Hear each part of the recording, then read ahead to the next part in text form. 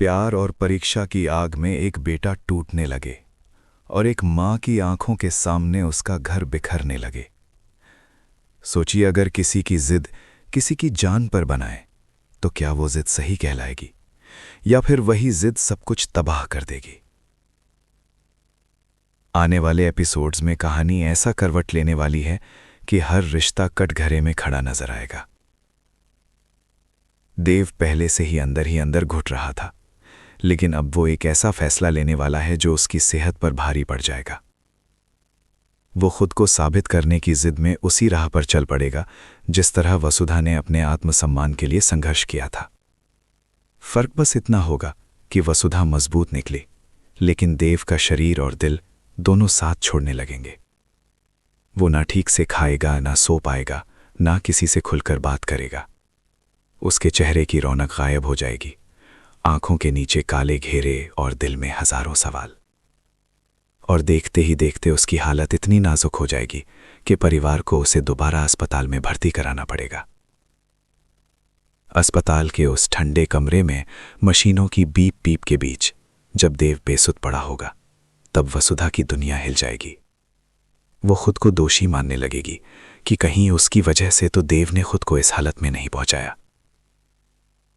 लेकिन असली तूफान तो तब आएगा जब चंद्रिका का गुस्सा फूट पड़ेगा।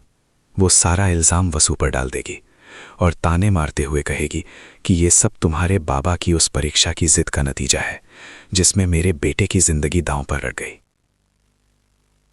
ये शब्द वसु के दिल को चीर देंगे। वो खुद को माफ नहीं कर पाएगी। उसे लगेगा जैसे उसकी खामोशी और उसका अस्तित्व ही देव की तकलीफ की वजह बन गया हो। उधर हनुमंत भी अंदर टूटने लगेंगे। उन्हें महसूस होगा कि शायद उन्होंने ही हालात को जरूरत से ज्यादा उलझा दिया।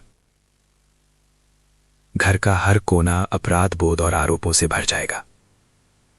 लेकिन कहानी यही नहीं रुकेगी, क्योंकि जब सब एक दूसरे को दोष दे रहे होंगे, तब एक ऐसी आवाज उठेगी जिसकी किसी ने उम्मीद नहीं की होगी।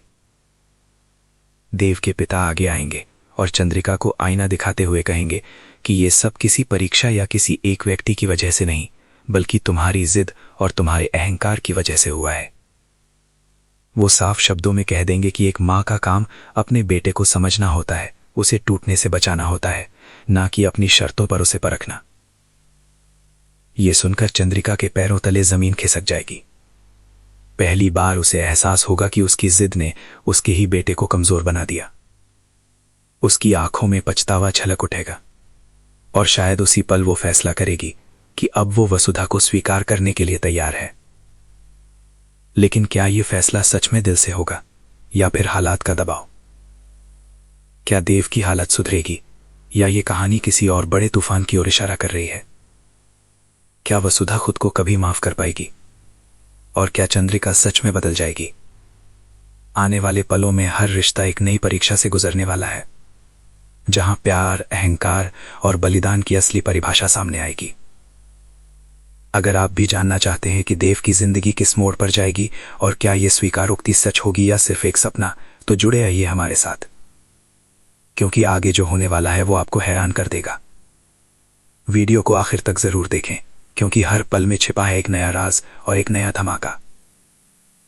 और अगर आप ऐसे ही रोमांचक अपडेट सबसे पहले पाना चाहते हैं तो अभी हमारे चैनल को सब्सक्राइब करें, वीडियो को लाइक करें और कमेंट में जरूर बताएं कि आपको क्या लगता है।